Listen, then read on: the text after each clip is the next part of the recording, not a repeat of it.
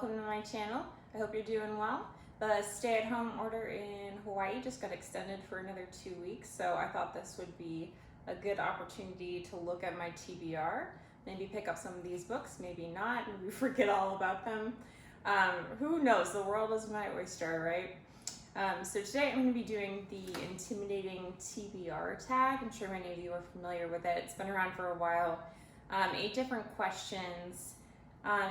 So let's just get on with it, I guess. All right, the first question is, what book have you been unable to finish? Now, I have a few books that I've been unable to finish, I'm going to be honest with you. But one that I really wanted to love, but I'm having such a hard time getting into, is Border, A Journey to the Edge of Europe by Kapka Kassabova. I think I'm saying that correctly. I was originally really excited about this book. It's had a really, really good reception. It's a travel memoir. This woman, she decides that she's going to go back to the area where she grew up, which is on the border of Bulgaria, Greece, and Turkey. And she's kind of reflecting about her childhood and the Cold War and what it was like to live there during this time period. It's told by like stringing different short stories of her travels together. And I think I've gotten like 100 pages into this before, like on my second attempt, but I'm just having such a hard time following the plot and following what's going on, and where she is, or like how the stories connect to one another. So I haven't officially like decided this is gonna go to the Great Goodwill, like in the sky, or like to the library book sale, because I still really want to like it. I love this region. I love travel writing. I love memoirs. So this should be like a great book for me, but for some reason I just can't get into it. Do I think I'm gonna get to this anytime soon? No. Am I ready to part with it? No. But yeah, if you've read this and you've liked it, let me know if it's worth a read. All right, the second question on the tag is, what book do you have yet to read but haven't had time? So literally every book out there. It's hard to pin just one down. This could apply to my entire TBR. This could apply to so many books that I have on my online shopping wish list. So I'm gonna kind of cheat with this one and say that something I'm really bad about, which is subscribing to magazines and then not reading them, and prioritizing books over magazines and liking the idea of magazines more than I guess I do when they get here. And in particular, I subscribed to The Atlantic right before I graduated from my master's program. I took advantage of the student discount on The Atlantic for a year. I was super excited. I love the journalism that, the quality of journalism that The Atlantic puts out. Every time I'm in the airport, I'm always like tempted to buy the newest Atlantic, and they sell for like $5 a piece or something like that. So it just seemed more economical to go ahead and just get a year-long subscription.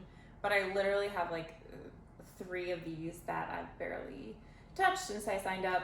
And I just saw they put out the cover for the latest issue, and it looks incredible. So I'm certainly guilty of not reading these and letting them get the best of me.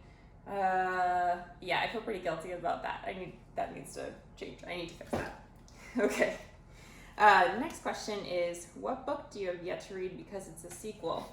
So the only book I could think of that I have yet to read, it's not because it's a sequel. I think it's just because I haven't had the time to read it yet, and I've been prioritizing other things, but is Pages for Her. And this is the sequel to Pages for You. I think this actually was published about like 20 years after the first book came out. The first book was very popular. It's by Sylvia Brownrigg. The original book is a story of 2 women set on a campus, and they fall in love, and they have this very intimate affair. And the book tells you this from the beginning, but it doesn't end up working out. And it's kind of like an analysis into friendship and love, and what relationships matter, like what relationships are important in life.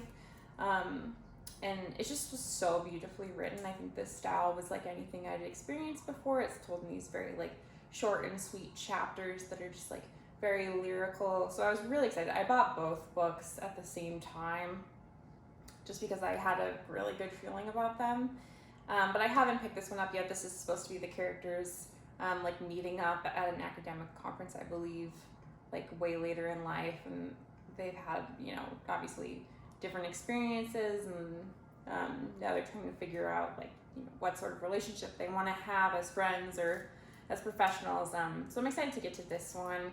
Yeah, let me know if you've read it. Let me know if you like the original better. Also, let me know if you think this is a good standalone book, because I've been wanting to recommend the other book to folks, but I want to kind of wait until I read the sequel. Okay, next question is, what book have you yet to read because it's brand new? So, like I said before, I don't really read a lot of brand new books. It's very rare that I'll buy something brand new unless I'm super excited about it. I like to try and save money, so I buy a lot of used books. I buy a lot of books that are like a couple years old as a result. And recently, like I said in my last video, I've been on a really big Barbara Kingsolver kick. I read the Poisonwood Bible this year. I've read a couple other of her books, and yesterday I just finished, oh no, what's it called? Oh, we'll find out together. She has a list in here, right? It's gonna tell me. This goes to show. Okay, Prodigal Summer. And it was good. I gave it a 4-star. But I bought this book at the same time as I bought Prodigal Summer, just because they seemed very similar in nature. I really enjoy like her nature writing and her writing on the outdoors. I know this one was really popular a couple years ago. I think it deals with different political issues of like climate change. So I grabbed this, but now I think I'm kind of Barbara Kingsolvered out for the rest of the year. Is that bad? I don't know. This book is pretty chunky, like most of her books. It tells the story of two different people. I believe they're living in two different time periods and kind of how they overlap. And then like her clip in here is how do two people who are hardworking and compassionate end up struggling to like get through life. So I am excited to read this, but I just don't know. I kind of regret doing the impulse purchase thing because I'm not ready to read this one yet. I don't know if I'll be ready to read this yet this year, but I do want to get to it at some point. It will happen eventually. Okay, next question is, what book do you have yet to read because you read a book by the same author and didn't like it? If you saw my last video, I talked a little bit about this, so I won't go into it, but The First Bad Man by Miranda July. This is on my fall TBR. I am nervous about it because of the question says it all. I read another book by her, short story collection. Didn't enjoy it. Thought it was a little like kitschy, is that the right word? Or like attention seeking. So I want to read this. I love the idea behind it, the concept. It's about a woman who's out of touch with reality, and then this like teenager kind of bullies her into reality. So I will pick this up eventually. I'm just nervous, and I have so many things that I want to read right now. So I keep putting it off, but I just need to try it and see if I like it. Okay, the next question is, what book have you yet to read because you were not in the mood for it?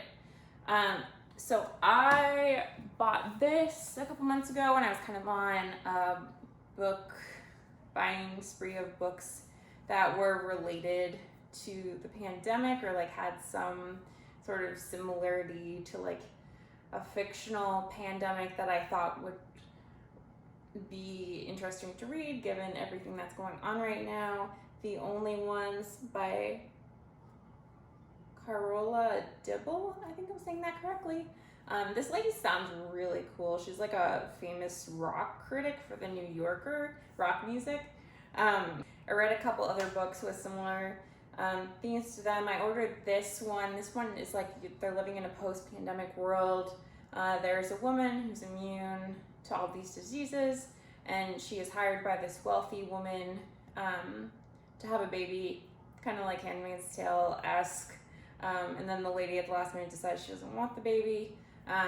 So then she's trying to figure out like what her next steps are going to be. I love the cover, first of all. I just think that that's so cool. It also has kind of like it says it has conservative political like undertones of what's going on in society. So I think that that is like the main reason why I'm not super thrilled to read this, is because right now it feels a little too real, a little too in touch with everything that's going on in the US right now. So yeah, I don't know. I'm looking forward to it, but sometimes these books can kind of be a little bit of a downer when they hit the nail on the head, if that makes sense. But I'm excited to try it. I kind of have no idea what it's going to be. I know that this woman obviously is a music reviewer, but it'll be interesting to see how that translates into fiction. All right, the last few questions I'm going to lump together because to me they're kind of the same question. Questions are, what book have you yet to read because it is humongous? And then, what is the most intimidating book on your TBR? So I'm going to say that these are the same things. This is the most intimidating book on my TBR because it is humongous. It's also a piece of nonfiction, which I tend to think is a little bit more intimidating than fiction for me, especially when it's this long. And that is, it's like 20 pounds. The Brontës by Juliet Barker.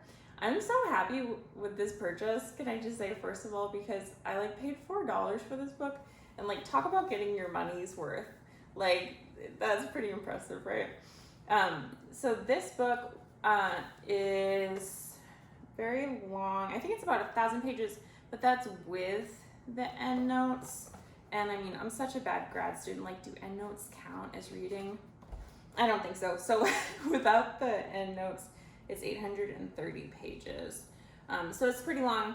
I haven't said what this is about. It's about the life of the Brontës sisters. This is supposed to be like one of the premier texts, like studying their lives and their childhood and their journeys to becoming writers. I mentioned this before in my other video, but I'm working on reading all the Brontës' major works, which I'd like to do this year, if not wrap it up next year. But I think I'm going to turn to this after I do that. I really like learning about different writers who I find just very fascinating, like their lives have been very fascinating, how their lives shaped their writing. So I think that this will be kind of interesting to like read all the fiction books and then come to this and kind of like piece everything together. But this one is definitely intimidating. I think when I got this, my husband just like sat and laughed at me and he was like, okay, are you sure about that? I was like, yeah, I'm sure about that. But this one was actually a recommendation. I believe I saw it on Lucy the Reader's channel. She does a lot of classics and like reviews of the Brontës sisters' works. So if you're interested in hearing a little bit more about Bronte nonfiction, you can go and check that out on her channel. Well, this is everything. I hope that you found something that you thought was sort of interesting that you might add to your TBR. Let me know if you do. In the next week or so, I'm going to be doing a big used books haul. I have a lot of books from the quarantine that have been piling up. And yeah, so if you are interested in that, just go ahead and subscribe so you don't miss out on it. Thank you for being here. I'll see you later.